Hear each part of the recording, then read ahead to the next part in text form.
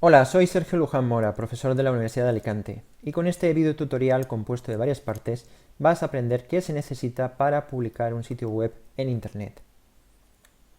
En la parte anterior de este video tutorial vimos qué es un alojamiento y los diferentes tipos de alojamiento que existen. En esta segunda parte vamos a ver los alojamientos de pago y en concreto los principales criterios a tener en cuenta cuando se quiere seleccionar un plan de alojamiento.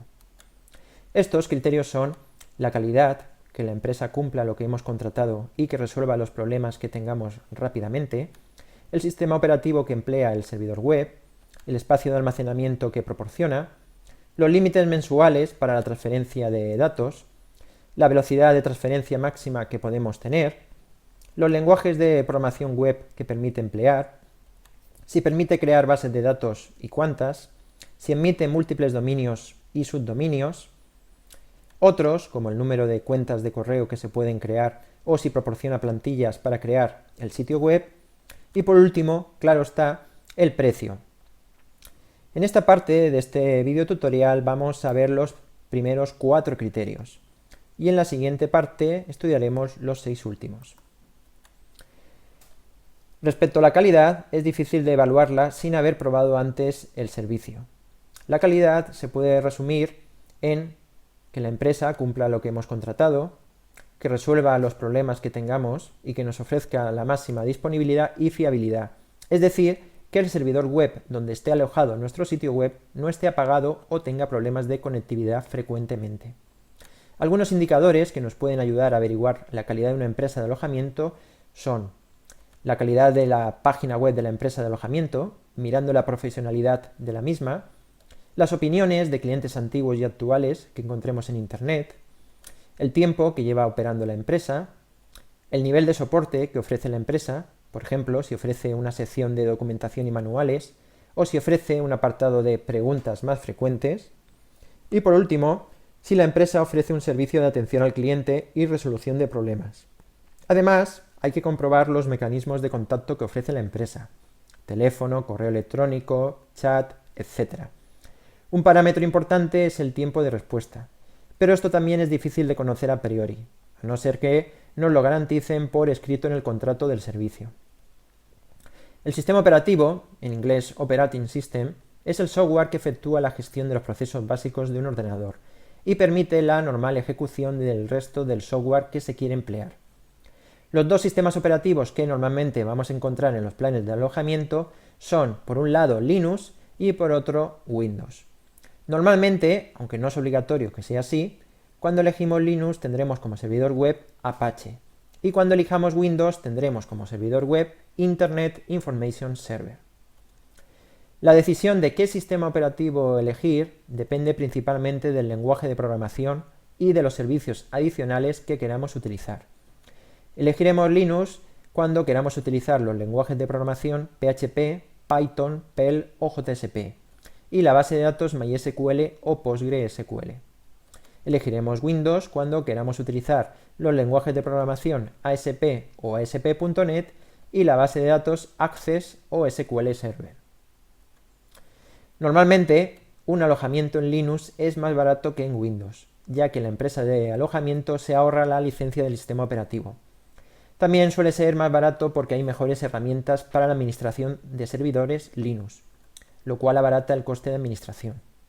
Como podemos ver en las ofertas de esta empresa de alojamiento, los planes basados en Linux son más baratos que los planes basados en Windows, siendo el ahorro de un 30% en el caso del plan más caro.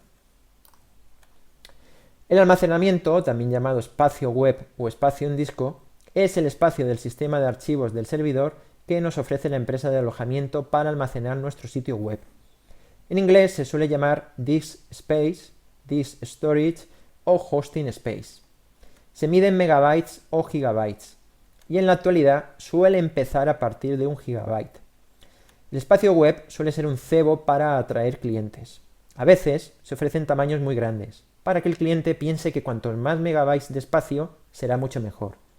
Sin embargo, para la empresa de alojamiento, el almacenamiento en el servidor es lo más irrelevante y económico, por lo que un espacio web muy grande no implica obligatoriamente que la empresa de alojamiento sea buena.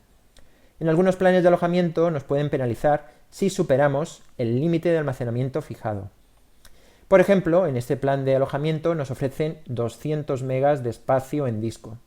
Si superamos ese espacio, nos cobrarán 0,5 euros mes por cada megabyte de exceso.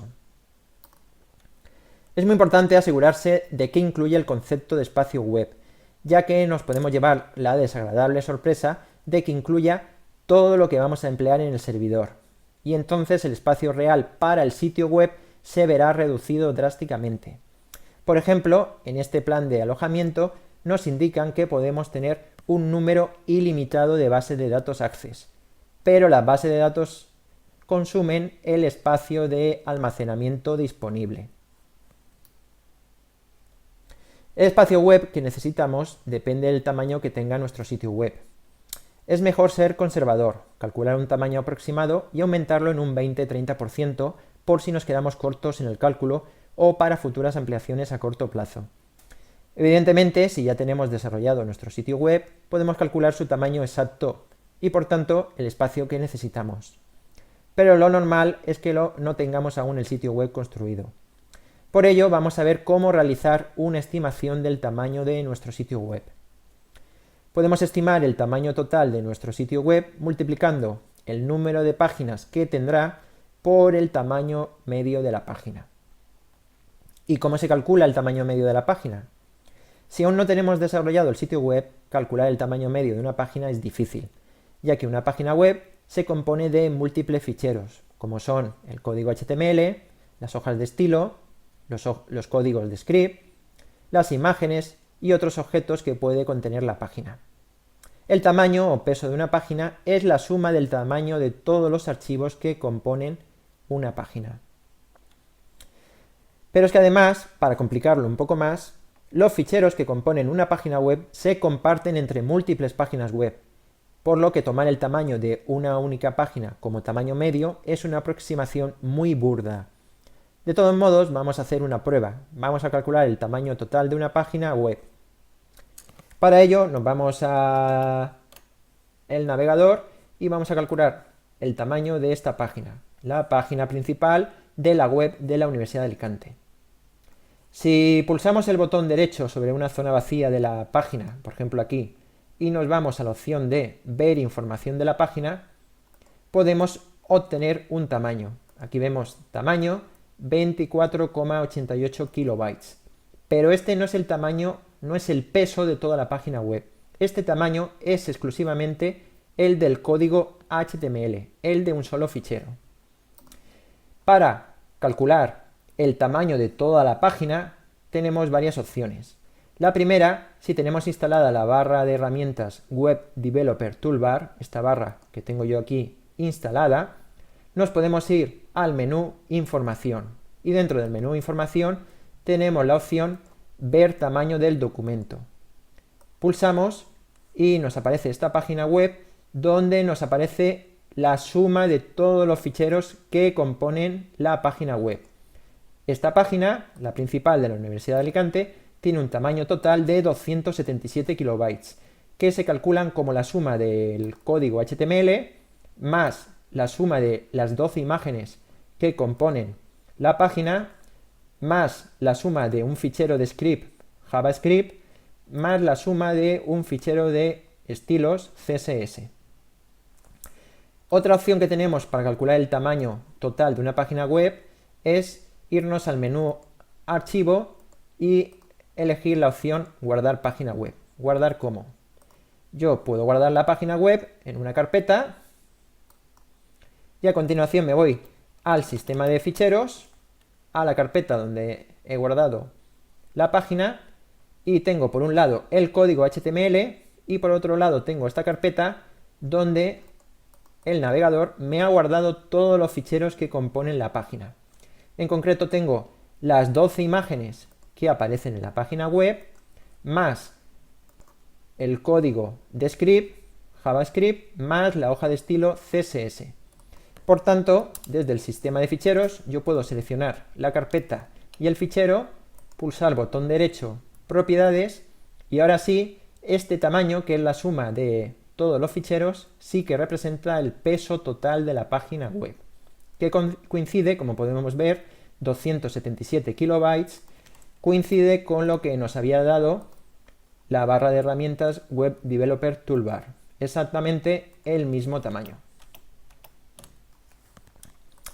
Como he dicho, tomar este tamaño, el tamaño de una sola página, como representación de todas las páginas que componen un sitio web es algo burdo, ya que hay ficheros que se comparten entre múltiples páginas. Por tanto, en realidad el tamaño puede ser menor o mayor. Una vez que ya sabemos cómo calcular el tamaño de una página web, vamos a hacer un ejemplo de cálculo del espacio de almacenamiento que necesitamos. Supongamos que nuestro sitio web tiene alrededor de 100 páginas y hemos calculado que el tamaño medio de una página web es de 250 kilobytes. Por tanto, nuestro sitio web ocupa en total unos 25.000 kilobytes, 250 por 100, que son aproximadamente 24 megabytes. Por tanto, un gigabyte, que es el mínimo que suelen ofrecer la mayoría de las empresas de alojamiento en la actualidad, es más que suficiente para el sitio web de nuestro ejemplo. La transferencia, también llamada volumen de transferencia o tráfico, contabiliza el total de datos enviados en un periodo de tiempo. En inglés se llama File o Site Transfer. Normalmente se mide en gigabytes mes y en la actualidad suelen empezar a partir de 1 gigabyte mes. Esta característica sí que es importante que la contratemos adecuadamente, porque a veces en la letra pequeña del contrato de alojamiento puede poner que nos penalizan si la superamos. Por ejemplo, este plan de alojamiento nos ofrece una transferencia mensual de 2 gigabytes.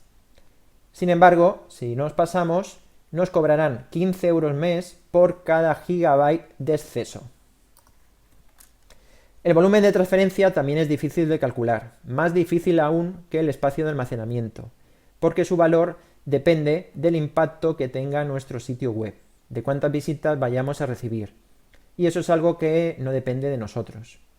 Hay que calcular bien el consumo previsto y saber cuándo lo superaríamos y cuánto habría que pagar por él una vez superado el límite contratado. También hay que tener claro qué incluye.